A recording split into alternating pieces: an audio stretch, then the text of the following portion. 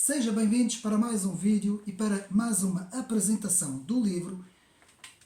E hoje vamos falar do livro A Superclasse Mundial de Michel Geoffroy. A Superclasse Mundial e porquê a escolha deste livro para o canal. Meus amigos, este livro de Michel Geoffroy, que tenho aqui ao meu lado, é de facto um livro que expõe, digamos assim, as principais estruturas do poder global, do poder mundial global. Atenção, aqui estamos a falar do poder global ocidental, ou seja, um poder que prefaz aquilo que nós chamamos o mundo ocidental, portanto a Europa, a União Europeia, os países, os Estados Unidos, os países também que têm essa tradição, a Austrália, o Canadá, todos esses países, um pouco da América Latina também, não é? E Michel Geoffroy aqui faz essa explicação, utilizando também as instâncias internacionais. Nós vamos ver isso tudo. E para compreender, de facto, os fenómenos à nossa volta, no mundo geopolítico e geoestratégico, nós temos que entender as forças que se movimentam desde o fim da Segunda Guerra Mundial, não é? Desde 1945, e temos que entender que existe, portanto, como é natural, uma tendência para uma ideia de globalizar o mundo, não é? Num só único poder ao centro de comando, e é exatamente isso que Michel Geoffroy faz no seu livro, que ele denomina de a Superclasse Mundial, a Superclasse Mundial, que é um livro de um autor francês e que faz isso muito bem. Há alguns autores, que eu vou aqui dizendo no meio da análise do livro, que também fazem muito boas análises, como é o caso de Pierre Plaquevent, que também é outro autor francês, que analisa muito bem estes fenómenos, não é? E que também tem um livro também sobre o globalismo e despopulação, o seu último trabalho, não é? Fez esses trabalhos de investigação sobre o próprio George Soros, não é? Pierre-Antoine Plaquevent, que é mesmo o nome do autor, e há muito mais outros autores que fazem digamos assim, esse estudo sobre as principais estruturas do poder global. E este vídeo então vai ser as estruturas do poder global. Então, primeiro nós temos que fazer a diferença entre globalização e globalismo. Globalização é um processo económico, também político, mas mais económico. O globalismo é uma ideia, é uma ideologia. Portanto, no campo da globalização, nós temos um processo que já vem de há muitos séculos atrás, um processo de troca e venda de bens materiais, não é? Que é muito antigo, ele remonta às antigas civilizações, já havia trocas nesse sentido. Por exemplo, a Grécia Antiga era, portanto, com os seus vários, digamos assim, cidades-estados, faziam muito isso, praticavam muito essa troca, principalmente Atenas, por exemplo, praticava muito essas trocas comerciais e depois ao longo da história, não é?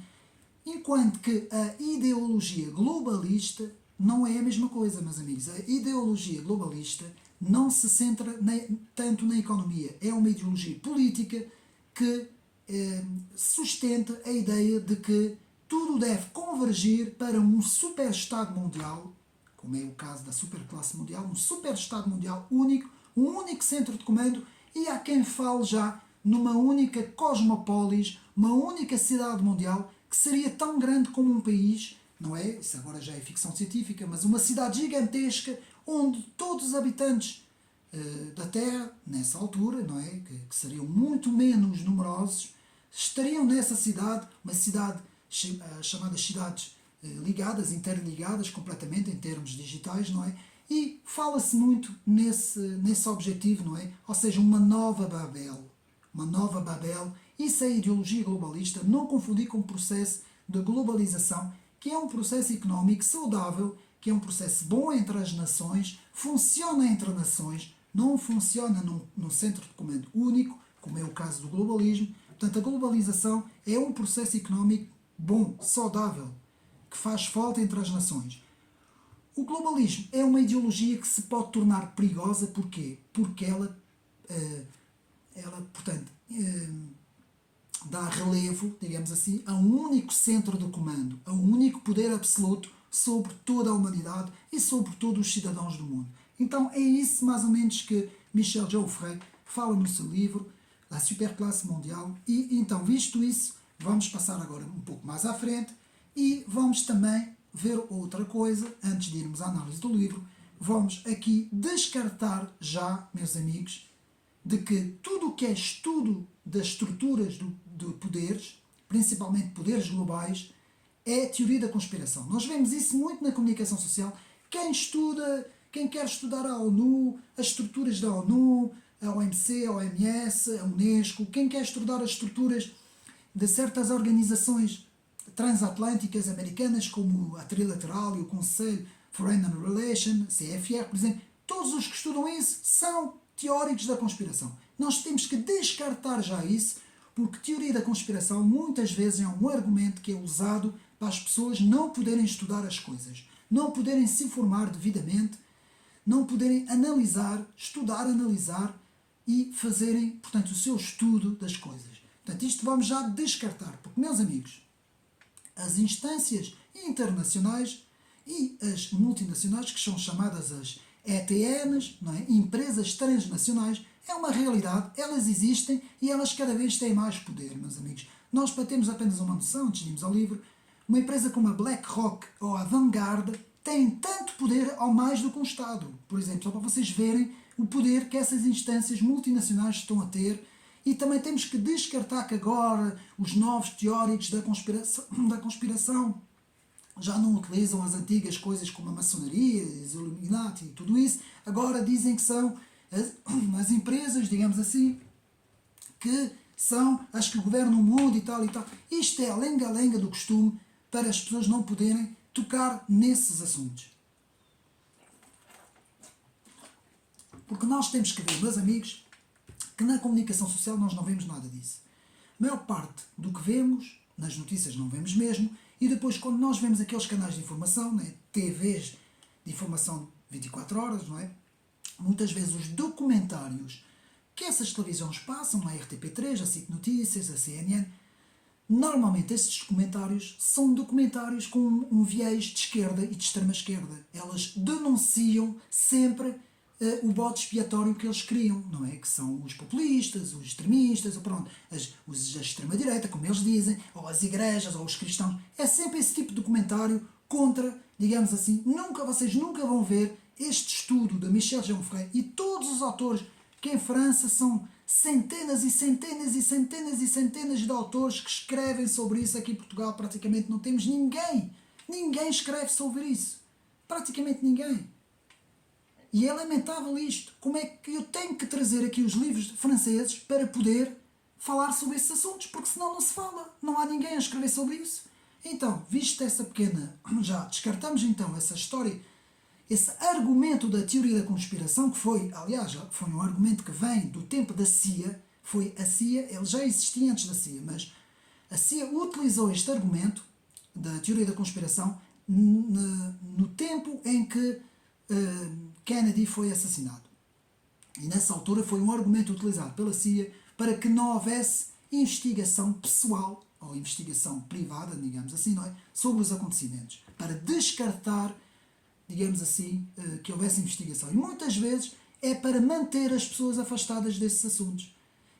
Agora, vimos, portanto, a diferença entre globalismo e globalização, vimos descartar essa história da teoria da conspiração e agora vamos ver um terceiro elemento, que é o seguinte: os poderes que eu vou falar hoje não são poderes que sejam visíveis. Elas são visíveis nas instâncias, nas organizações, mas elas não são visíveis em termos de pessoas. Eu vou dar um exemplo.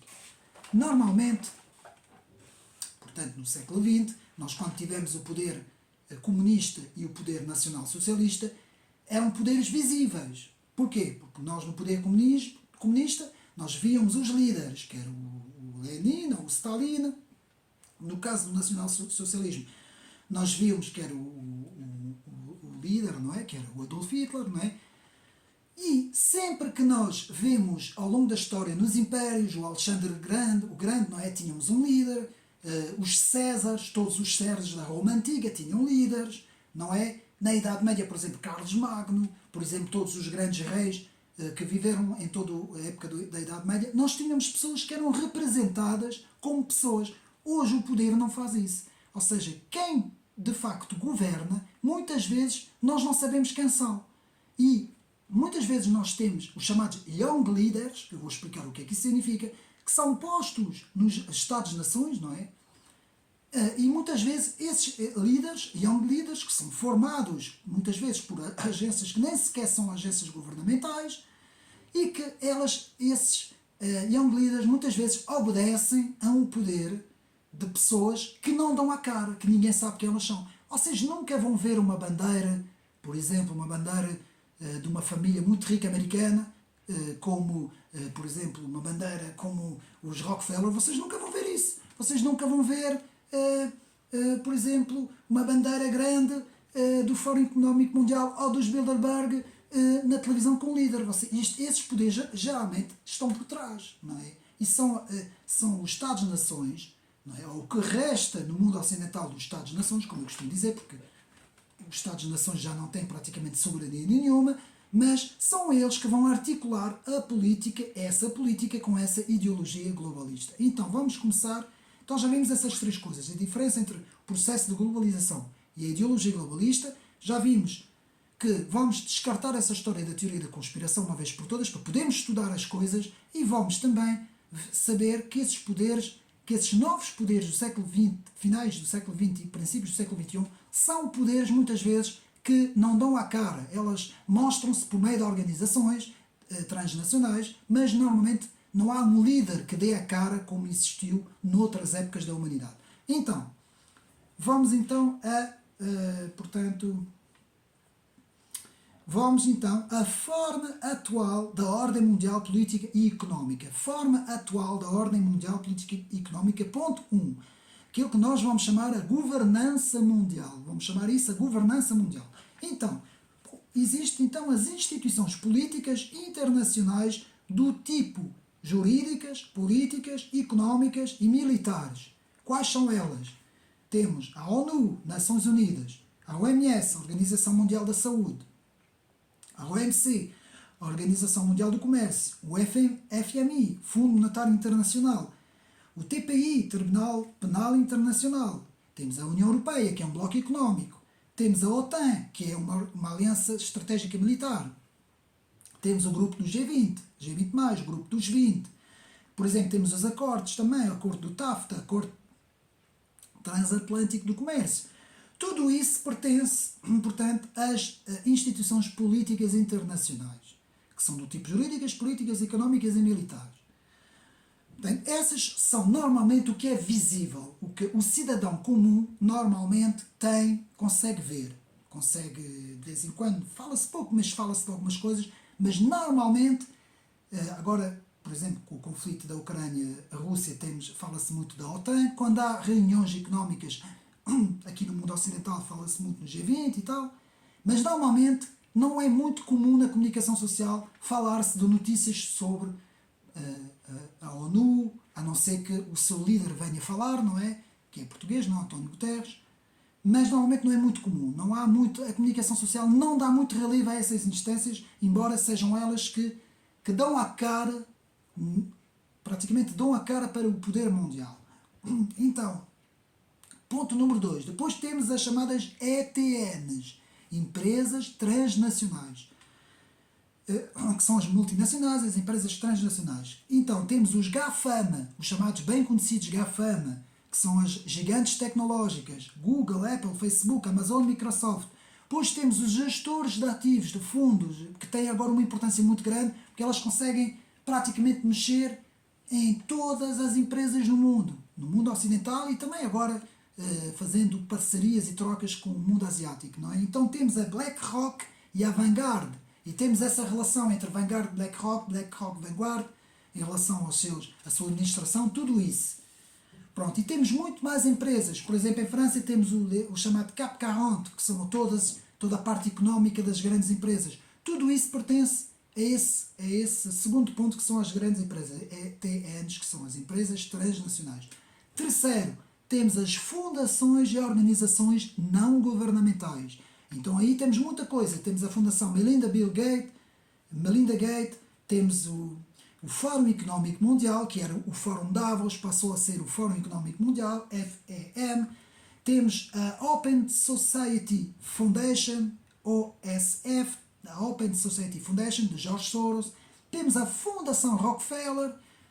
Temos também algumas universidades como Jenkins, né, também muito conhecida. Temos a Fundação Ford, temos o Fundo Global, temos o Fundo de Caridade Klaus Schwab, temos o fundo da própria Silicon Valley, temos uma série de fundações e ONGs que também vão ter uma importância muito grande para a, digamos assim, a colocação deste poder global no mundo. Depois, por fim, 4, temos os Estados. Vejam bem, os Estados vêm em quarto lugar. Os Estados, que são entre 195 a 200 Estados no mundo. Vamos focar-nos nos Estados ocidentais, que normalmente pouco já têm de soberania. Em termos de soberania, os Estados estão a perder cada vez mais soberanias para os blocos económicos. No caso da Europa, é para a União Europeia, não é? Que cada vez, portanto, a Comissão Europeia detém cada vez mais poder e os Estados cada vez detêm menos poder. Isso também tem que ficar muito ciente, meus amigos, para compreendermos as estruturas do poder global. Depois, então, temos os bancos e os grupos financeiros. Atenção, aqui o papel dos bancos centrais é muito importante. Enquanto houver esse sistema monetário, sistema líquido, não é, como nós temos os bancos centrais internacionais, o Banco Central Nacional, o Banco Mundial, o BCE, a Reserva Federal e por aí fora. Sexto, temos os think tanks ou os círculos de pensamento, não é, clubes de pensamento, e temos grupos importantíssimos que têm uma função muito grande na elaboração e planificação das agendas. Então temos os famosos encontros dos Bilderberg. O Fórum Económico Mundial também se incorpora nestes think tanks. Temos a Comissão Trilateral, temos o CFR, Council of Foreign Relations, temos agora o CFR europeu, não é? Council of Foreign Relations European, temos o Clube de Roma, temos o Instituto Aspen, temos o Bohemian Club, temos uma série muito mais. Eu estou a pôr aqui os mais conhecidos, portanto, de think tanks, que são, digamos assim, muitas vezes organizações e círculos de pensamento para se discutir um pouco como no século XVIII, por exemplo, funcionavam as lojas maçónicas na Europa, não é? De uma forma muito mais reduzido, mas era um pouco isso. Esses think tanks, por exemplo, para nós termos uma noção, o CFR, Council Foreign Relations, teve e tem ainda, mas teve com o David Rockefeller, teve um papel importante na aproximação atlântica entre os Estados Unidos e a Europa e em tentar pôr em marcha um plano global, não é? Para o resto do mundo também, não é? Uma visão atlantista, euroatlantista e americana para o mundo inteiro, não é? Então, os círculos de pensamento, os think tanks, são muito importantes para a imposição dessas estruturas globais, não é? Então, agora que já vimos mais ou menos por alto as estruturas do poder global, vamos então ver quais são os objetivos da governança global. Beber um bocadinho de água, meus amigos. Então, tudo isso está no livro, portanto, de Michel Onfray, não é? A Superclasse Mundial. Vamos então ver. Primeiro, combate contra as alterações climáticas. Sabemos bem, ouvimos todos os dias isto, não é?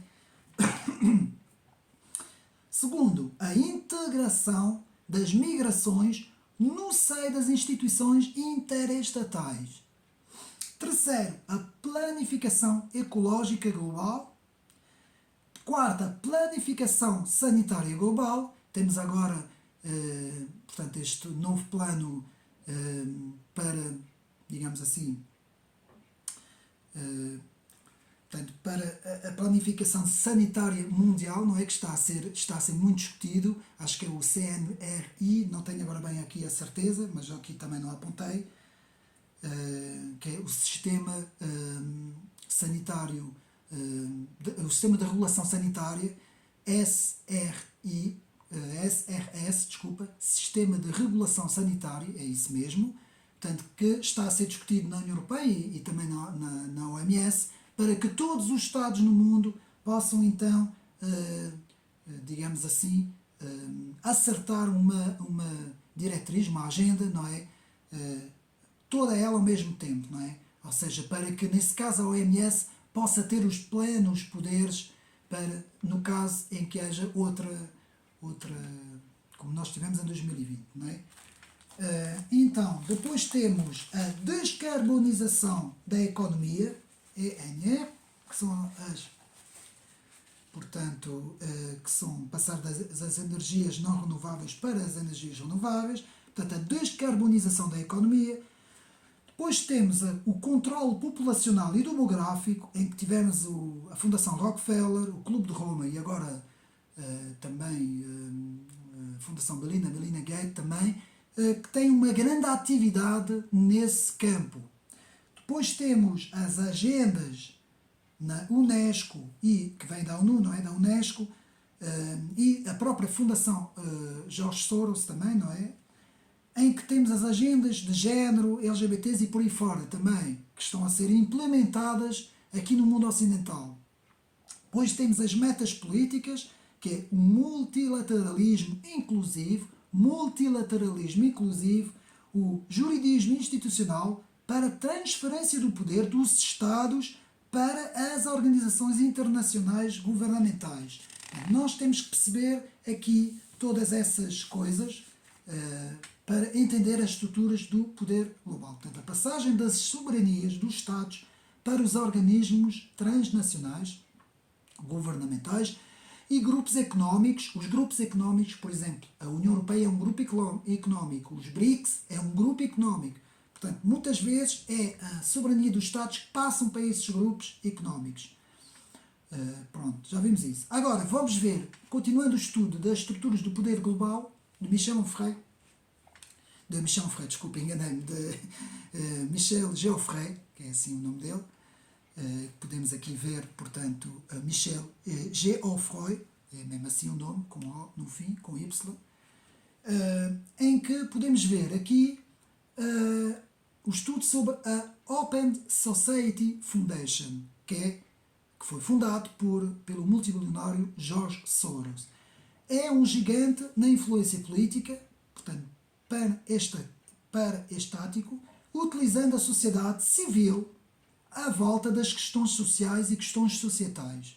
Portanto, a OSF, portanto, são as iniciais, Open Society Foundation, fundada por George Soros, é uma organização não governamental distribuída por todos os continentes, cuja ação se desenvolve nas temáticas como o controle dos fluxos migratórios, a despenalização dos estupefacientes, as novas normas sociais inclusivas, LGBT, género, por aí fora, influência e destabilização de governos julgados muito autoritários, chamadas revoluções coloridas, as questões do controle da liberdade da imprensa, questões ecológicas, políticas, questões sobre o comunitarismo e financiamento de grupos antirracistas como os Black Lives Matter, os Black Bloc em França, os antirracistas, por exemplo, aqui em Portugal.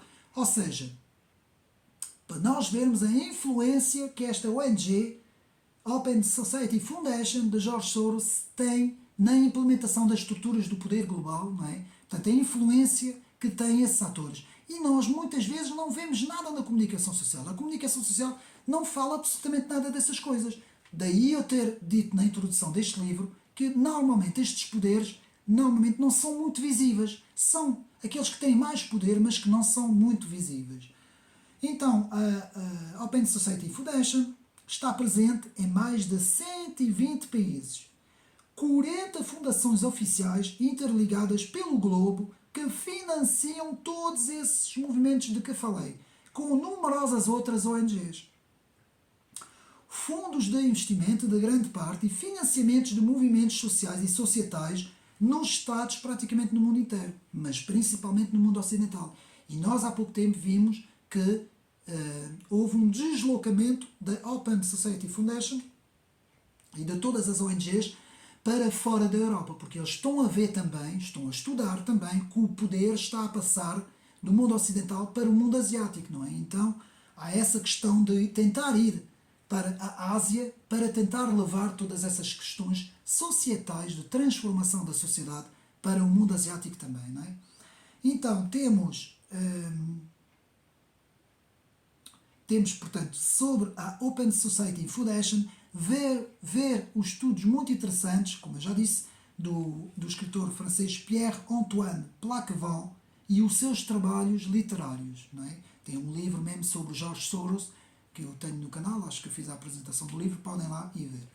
Então, podemos dizer que a Open Society Foundation tem influência na educação, nos meios de comunicação social, nos tribunais e no meio jurídico, nas universidades, no meio académico, nos meios militares e no meio da indústria armamentista, tem influência nos meios governamentais, tais como a União Europeia e também como no Partido Democrata norte-americano.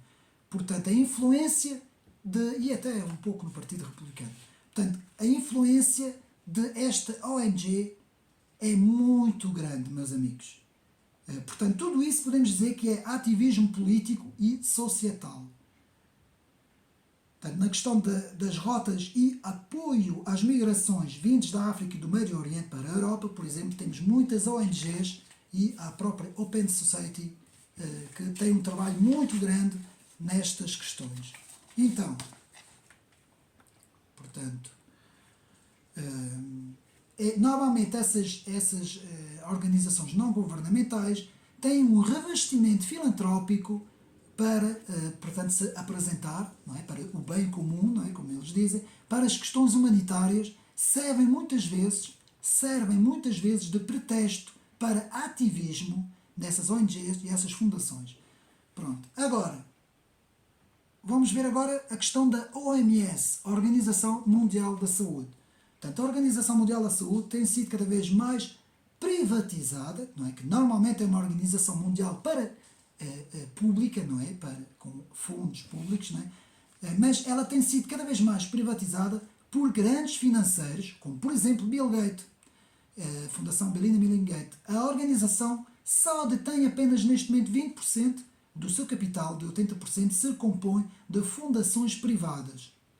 Um dos programas e prioridades são afetos a estes mesmos fundos privados. Portanto, só para nós termos uma noção, a Fundação Gates tem mais de 530 milhões de dólares. Já foi feito.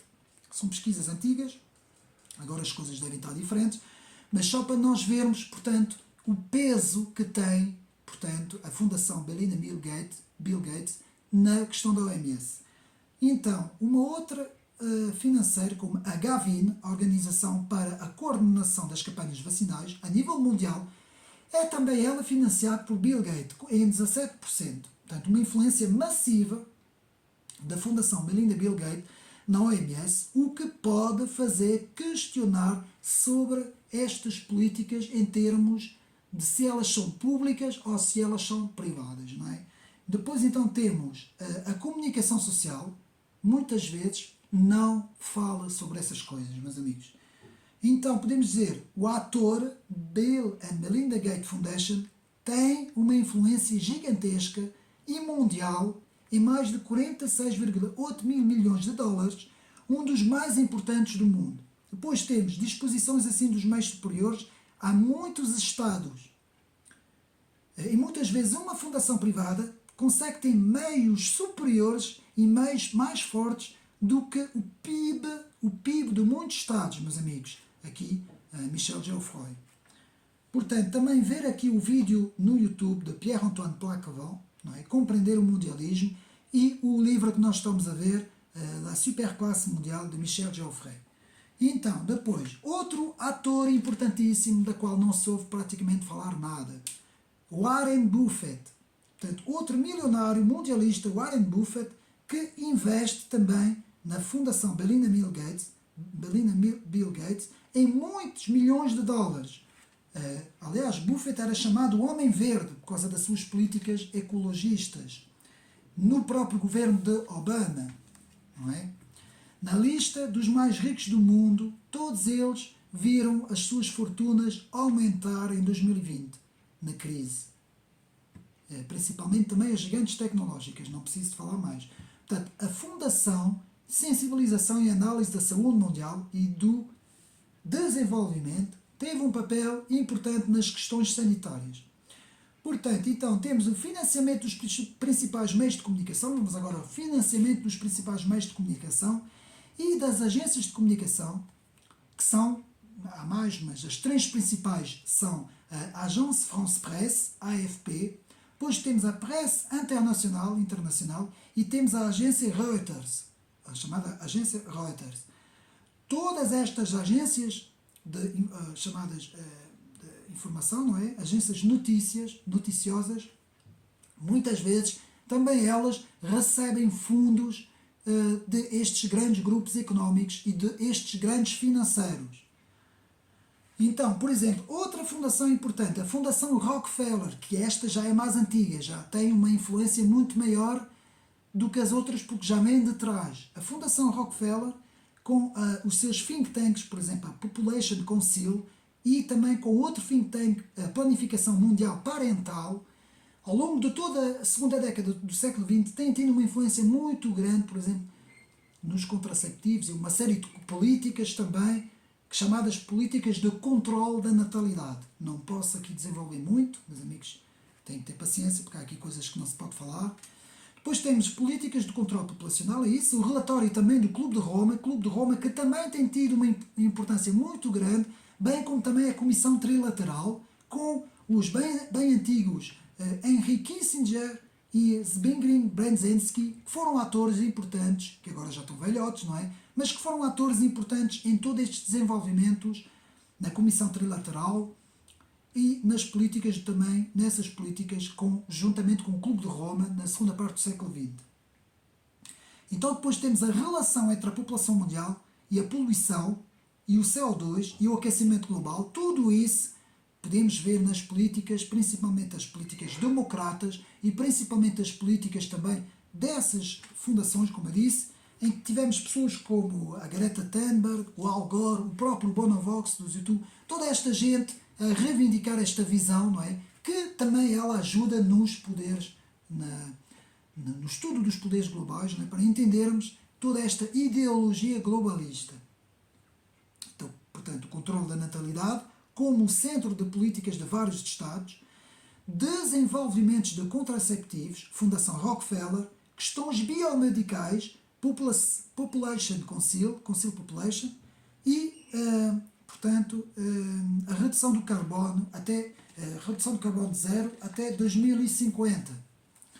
Continuando, quando nós analisamos todas essas questões, principalmente na chamada ideologia globalista, vemos que houve, e isto não é teoria da conspiração, porque estas citações estão todas elas, são todas públicas, estão na internet, podem consultar. Tivemos vários chefes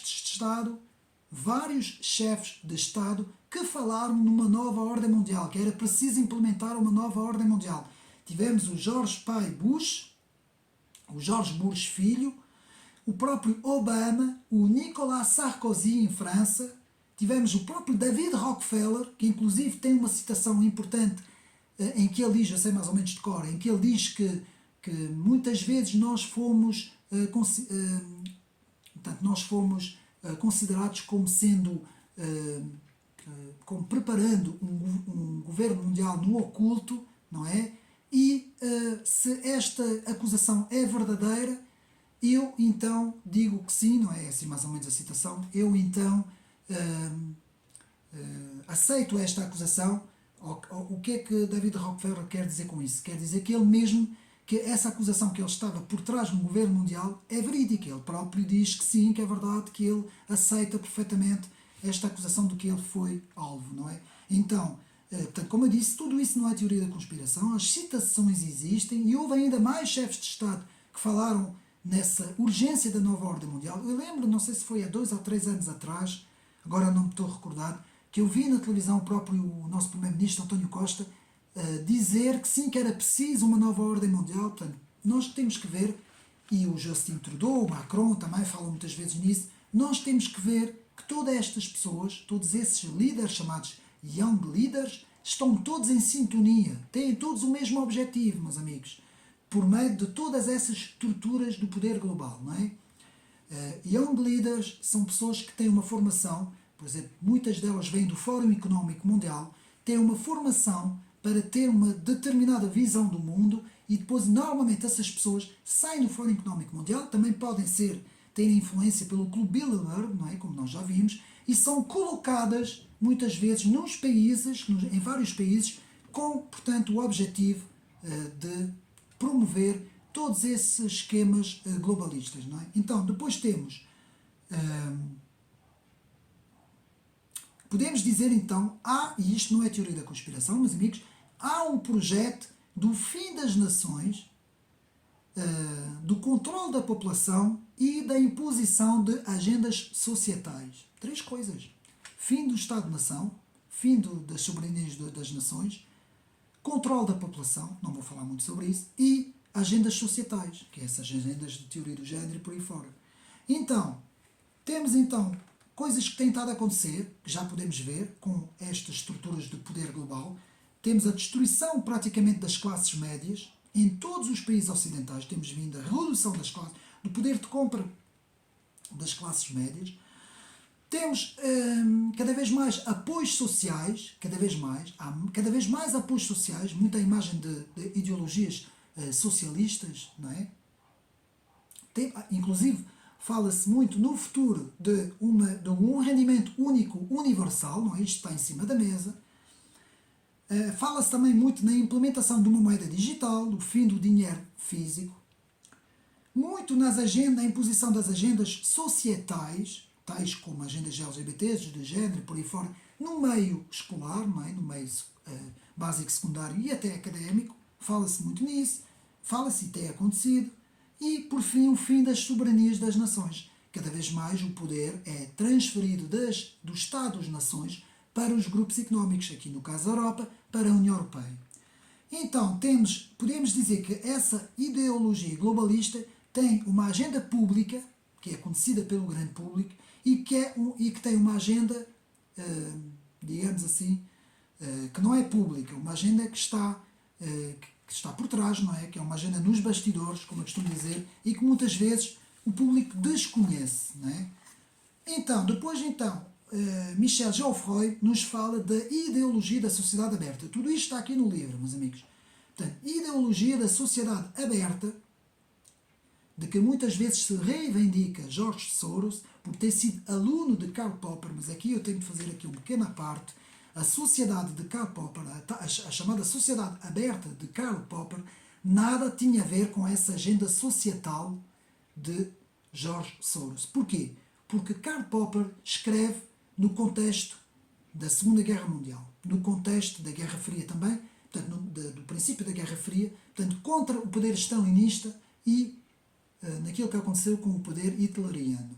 E Karl Popper, quando escreve Sociedade Aberta e os seus inimigos, que eu tenho aqui, eu acho que fiz o resumo, não tenho a certeza, ele faz isso no contexto destes 2 poderes totalitários. Karl Popper nunca falou em agendas ideológicas da extrema-esquerda, agendas societais, tais como liberalização disto, daquilo, daquilo, do sexo, das drogas, dos géneros, disso, daquilo. Nunca falou nessas coisas. O que Karl Popper se fala é uma resistência aos poderes totalitários. Ora, é exatamente esta inversão.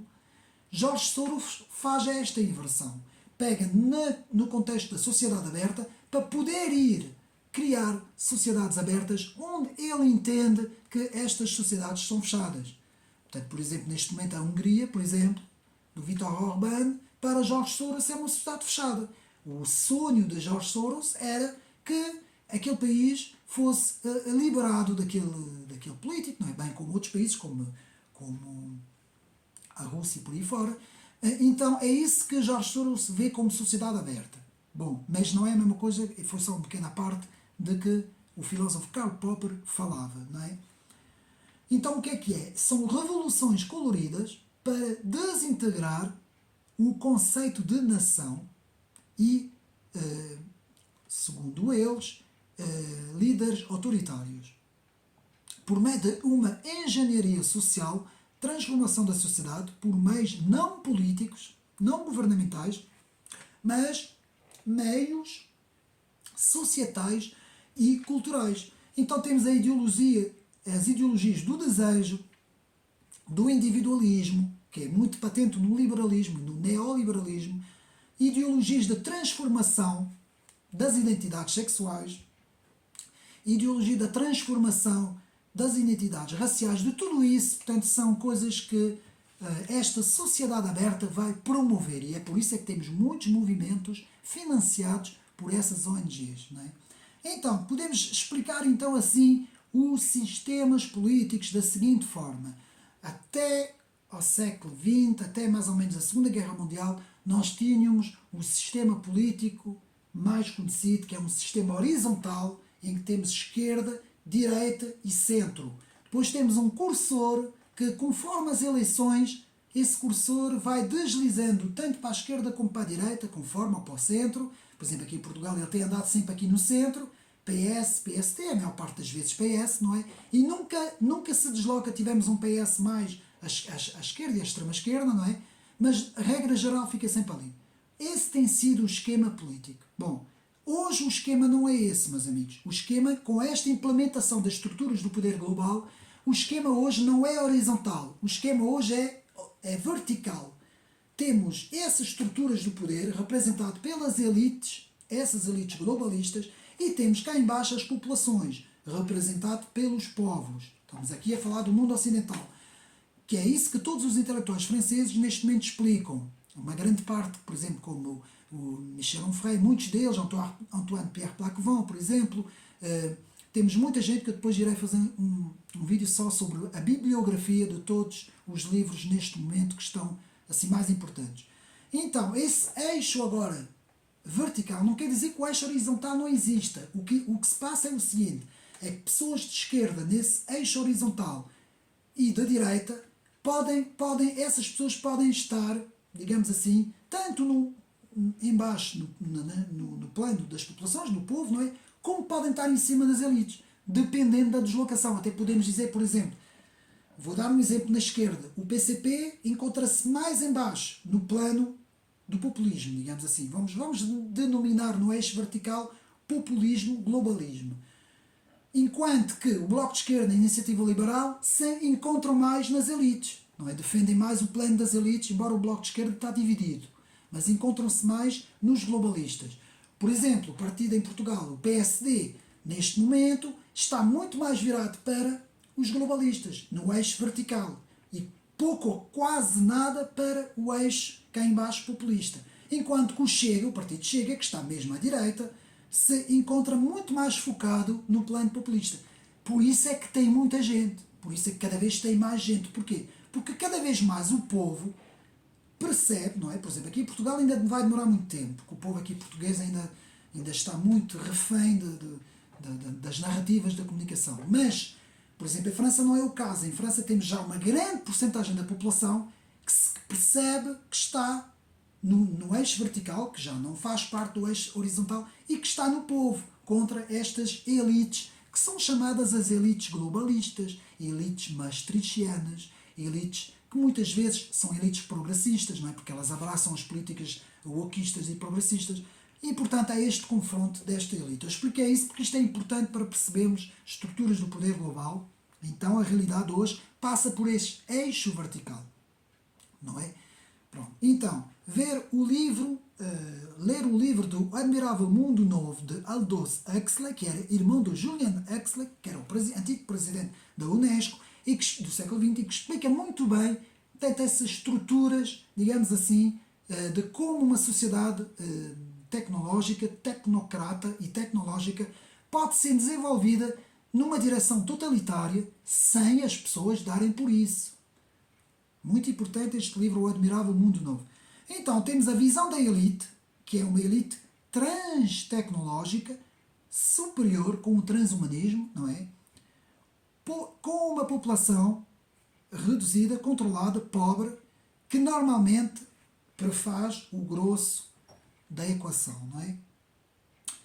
E chegamos ao fim, não é? O objetivo é Cosmópolis, a cidade gigante, não é?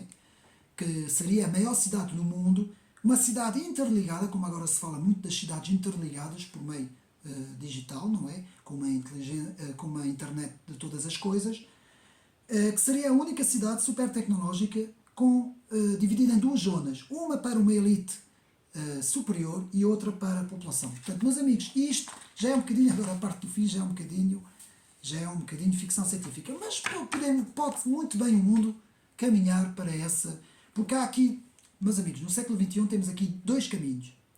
Ou uma elite que vai governar o mundo, assim como eu disse, um mundo reduzido, com uma cidade mundial, com um poder único mundial, já estou a falar daqui a uns anos, não é? Ou então vamos ter novamente o acordar das nações, aquilo que Pierre-André Taguieff chama a revolta das nações, não é? O despertar das nações, e então teremos novamente a soberania das nações, que para mim seria a minha visão, não é? Então,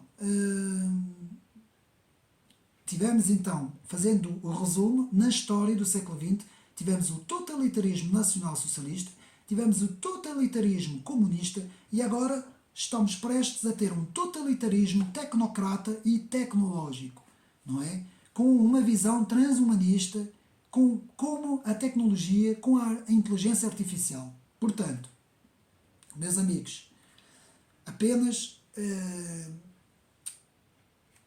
dizendo aos meus amigos que depois a seguir não vou fazer aqui neste vídeo, era para fazer, mas não vou fazer, portanto, um vídeo com a bibliografia de vários livros. Neste momento, a maior parte são livros franceses, porque eles escrevem muito sobre isso. Sobre os principais livros, assim como este que está aqui, La Superclasse Mondiale, de Michel Geoffroy, a Superclasse Mundial, com os principais livros sobre essas temáticas e não só, sobre o avanço do progressismo, o wokista, sobre tudo isso, num próximo vídeo, meus amigos. Espero que tenham gostado. Este livro não está à venda, não vale a pena tentar, aqui em Portugal não existe, nem deve existir, nem deve haver a sua tradução. Em França está esgotado, eu tenho aqui a versão PDF, portanto ele não existe neste momento fisicamente, não houve uma reedição deste livro, mas é um livro importantíssimo para nós entendermos, eu já o tinha lido, para nós entendermos as estruturas do poder global, que era mais ou menos isso que eu queria deixar. Portanto, o livro é bastante complexo, bastante grande, e explica tudo isso, como eu disse, mas de uma forma muito mais pormenorizada, não é? Espero que tenham gostado mais uma vez deste vídeo. Um abraço e até uma próxima.